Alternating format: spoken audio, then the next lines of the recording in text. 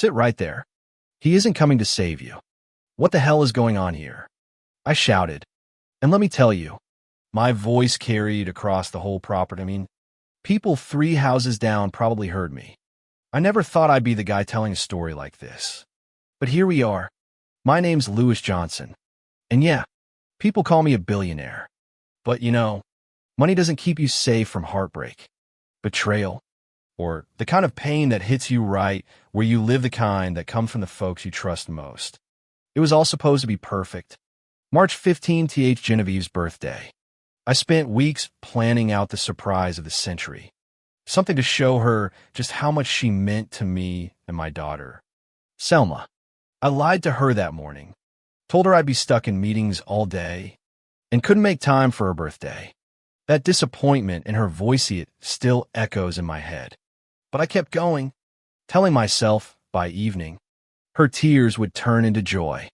I had it all lined, UPA, brand new Mercedes, sitting at the dealership, red bow and everything, tickets to the Maldives, dinner reservations at the fanciest place in town. But first, I needed my sister Brenda to get Genevieve out of the house so I could set everything up. I trusted Brenda pulled me through more hard times than I care to count. So there I was, driving up to my estate, heart pounding, all excited to see Genevieve's face when she figured out what I'd pulled off. 30 minutes before, I called Brenda. Hey, sis, I'm 10 minutes out. Please tell me you've got Genevieve ready and waiting like we planned. Oh, yes, Lewis, she said, sounding all cheerful. Everything's set. She'll be so surprised. But let me tell you, when I rounded that last curve in the driveway, my blood ran cold.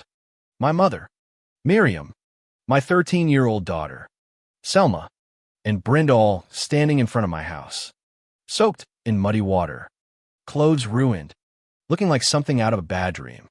And Genevieve was standing there holding an empty bucket. I slammed on the brakes, threw the car into park, jumped out, didn't even bother shutting the door. What the hell is going on here? I yelled. Genevieve's head snapped up, eyes wide with panic. The bucket clattered to the ground. My mother was crying.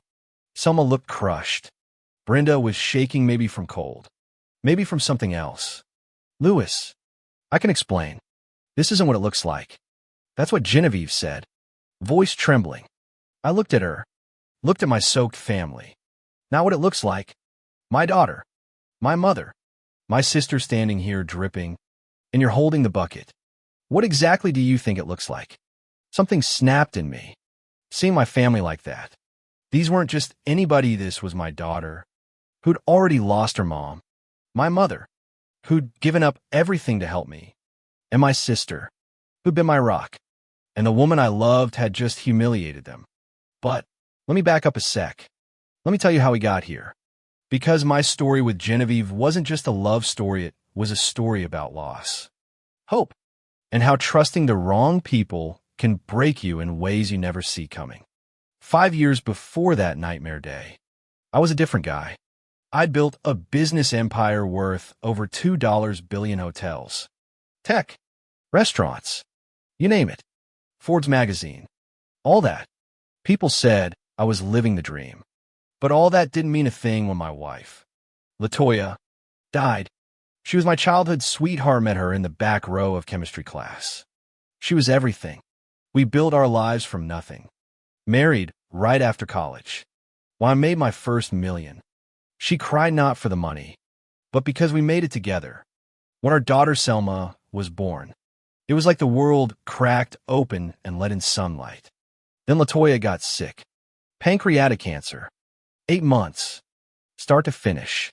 I spent more money on doctors than most people see in a lifetime, but none of it mattered. Cancer doesn't care if you're a billionaire. When LaToya died, she made me promise to take care of our daughter and myself. I tried. I really did. My mom moved in 6 months after the funeral. Retired school principal, full of rules and love. Brenda, my sister, started coming around more, filling the house with her big personality and helpful advice. For 5 years, I didn't look at another woman. Not kidding. Friends tried to set me up, but I was just done. Selma was my whole world. I thought that was enough. I was wrong. Selma got sick one day, just a stomach bug, but that's how I met Genevieve. She was the pharmacist at the drugstore. Warm smile. Smart. Just. Real. Not the type who fakes kindness for a tip. She told Selma, "Rest is the best medicine," and actually meant it. That little encounter stuck with me. A few days later, I found myself going back to the pharmacy for vitamins I didn't need, just to talk to her. Over the weeks, we talked more. Turns out, Genevieve had put herself through pharmacy school, wanted to open her own business, believed in building community. She made Selma feel seen, treated her like she mattered. That meant more to me than all the magazine covers in the world. One night, Selma asked me, "Dad, do you like Genevieve? Like you like Mom?" Caught me off guard, but I realized she was right. I was happier. And maybe, just maybe, I was allowed to be. Genevieve came over for dinner. She brought Selma a leather-bound journal for your stories. She said, she asked about LaToya, never tried to avoid her memory, never tried to take her place. That's how I knew she was special. It wasn't long before I was head over heels. 8 months later, I proposed in her favorite rose garden, under strings of white lights. She said yes, tears and all, but not everyone was thrilled. My mother, Miriam, kept her distance, always polite, but cold. Brenda, even more skeptical. "It's just so convenient." Louis, she said, "Be careful." They saw Genevieve as a threat. I tried to ignore it. Love is supposed to conquer all, right? After Genevieve moved in, tension simmered beneath the surface. Selma got sick again, nothing serious. But my mom and Brenda swooped in, running the house, managing everything, sidelining Genevieve at every turn. Genevieve tried to help, but every suggestion was brushed off. I kept telling myself it would pass. But honestly, I was just afraid to rock the boat. Then came the day of disaster on Genevieve's birthday. Brenda got her out of the house so I could set up my big surprise. I called her to check in. She promised everything was set. When I got home, all hell had broken loose. My family, soaked, humiliated, Genevieve with the bucket. In that moment, I trusted my eyes, not my heart. I yelled, accused, refused to listen. Genevieve pleaded, "It's not what you think," but I just couldn't hear her over the roar of betrayal. I sent her away, kicked her out. My mother and Brenda told me I did the right thing, protected my family, but nothing felt right. The house was quiet, too quiet. Selma seemed off. Every time she tried to talk to me, something got in the way. Calls, work, my family needing me. Weeks went by, and that guilt gnawed at me. Then one night, LaToya came to me in a dream. "Louis, you're failing our daughter. Listen to her. Protect her, even if it's from your own family." I woke up shaken, went to Selma's room, told her no one was going to interrupt us this time. And she told me everything. Aunt Brenda had set Genevieve up, told her to throw out a bucket of water, dirted it when Genevieve wasn't looking, positioned everyone where the water would hit, then yelled for Genevieve to dump it. When the splash happened, Genevieve was as shocked as anyone. My mother and sister immediately started shouting, making it look intentional, knowing I'd be home any minute. Selma tried to tell me for months.